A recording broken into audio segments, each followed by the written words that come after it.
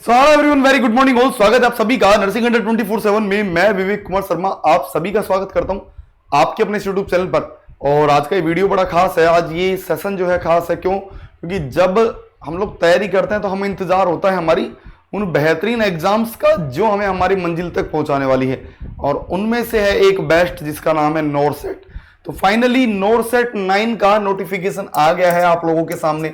और as ever हमेशा की तरह सबसे पहले मैं आप लोगों के लिए लेकर आया हूं नोरसेट 9 का क्लासिफिकेशन या नोरसेट 9 का जो नोटिफिकेशन है वो आप देख लीजिए।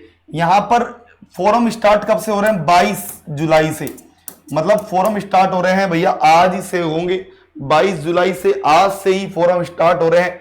22/7/25 से 11/8/25 मतलब 11 अगस्त तक आप लोग जो है वो फॉर्म भर सकते हैं शाम 5 बजे तक। लेट नहीं करना है, साइट बाद में दिक्कत देती है, इसलिए अगर भरना है तो जल्दी भर के काम खत्म करना। ओके, यहां पर सुन लीजिए एलिजिबिलिटी क्राइटेरिया क्या रहने वाला है। या तो आपने बीएससी नर्सिंग पास किया हो, देख लीजिए बीएससी नर्सिंग राज्य या किसी भी देखो स्टेट नर्सिंग या आईएनसी से आपने बीएससी नर्सिंग पास किया हो पहली बात तो, या आपने पोस्ट बेसिक बीएससी नर्सिंग किया हो। इन दोनों को कोई एक्सपीरियंस नहीं चाहिए। बीएससी नर्सिंग और पोस्ट बेसिक बीएससी नर्सिंग को कोई एक्सपीरियंस नहीं चाहिए, याद रखिएगा।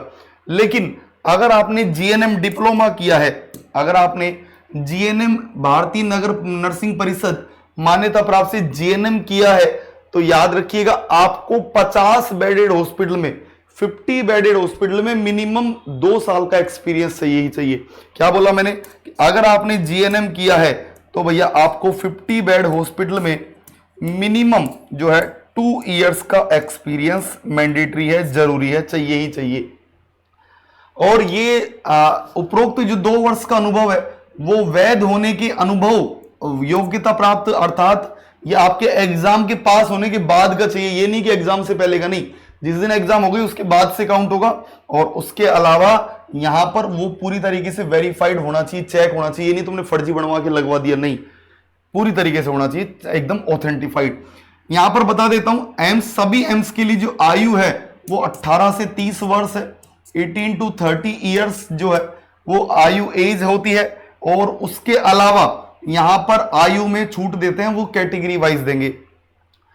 ओबीसी कैंडिडेट, जनरल कैंडिडेट के लिए जो फीस रहने वाली है जनरल और ओबीसी के लिए भैया 3000 रुपए रहने वाले हैं। याद रखिएगा कितने?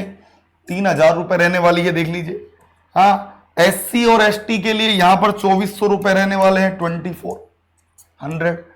उसके अलावा विकलांग व्यक्तियों के लिए कोई फीस नहीं है। पीडब्ल्यूबीडी जो अगर कैंडिडेट है तो नो फीस यहां पर, याद रखिएगा। ईडब्ल्यूएस के भी 2400 लगेंगे, याद रखिएगा। एससी एसटी ईडब्ल्यूएस के 2400 रुपए ही लगेंगे।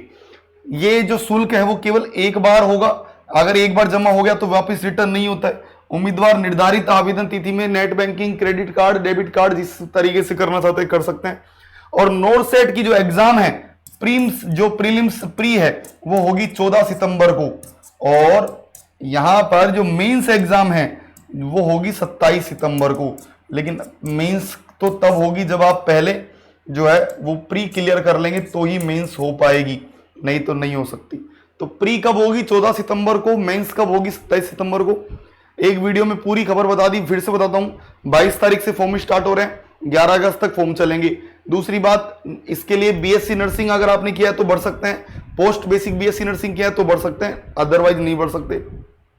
अगर आपने जीएनएम किया है तो जीएनएम अगर आपने किया है तो 2 साल का एक्सपीरियंस होना चाहिए।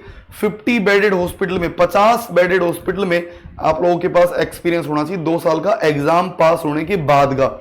उसके अलावा आयु जो है, एज जो है वो 18 से 30 साल होनी चाहिए, उसके बाद नहीं होनी चाहिए। उसके अलावा जनरल और ओबीसी की जो फीस लग रही है वो 3000 रुपए लग रही है। एससी एसटी ईडब्ल्यूएस की 2400 रुपए लग रही है। पीडब्ल्यूबीडी का कोई फीस नहीं है। प्री एग्जाम जो है वो 14 सितंबर को होगा, मेंस का एग्जाम 27 सितंबर को होगा। ये पूरी वीडियो में एक मतलब इसमें जो बताया है वो सारी बातें मैंने आपको बता दी है। उसके अलावा आपको यहाँ एक टेबल दिखा देता हूँ, देखो इसमें भी आपको सब कुछ जो है वो सही दिख जाएगा, सारी बातें देख लीजिए। यहाँ पर 18 से 30 वर्ष होनी चाहिए, एज वही बता दिया, 20 जुलाई यहाँ पर बता दिया। उसके अलावा ये इंपॉर्टेंट लिंक्स देख लो, शॉर्ट नोटिस आया है वो देख लीजिए। यहाँ पर अभी शायद शॉर्ट नोटिस दिखेगा नहीं, बिल्कुल ये देख लीजिए, शॉर्ट नोटिस दिख जाएगा आपको। ये अभी जो चीज़ें हैं वो आप देख सकते हैं यहाँ पर।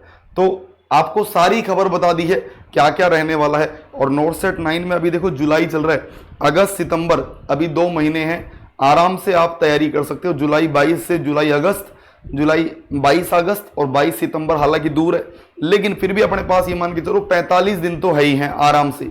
45 दिन में अगर आप तैयारी करोगे तो भैया यू विल गेट सेलेक्ट, आप सेलेक्ट हो सकते हो। और आपके सिलेक्शन के लिए बता दूं मैं, यहाँ एक आपके लिए महापैक जो है वो भैया सबसे बेस्ट रहने वाला है तैयारी के लिए। नोट सेट 9 और महापैक अगर आप तैयारी कर रहे हैं तो एक बार आप जरूर जुड़ के देखिएगा। नर्सिंग महापैक, ये एक पैक अभी देखो इस पे वैलिडिटी भी बहुत अच्छी चल रही है 27 महीने की।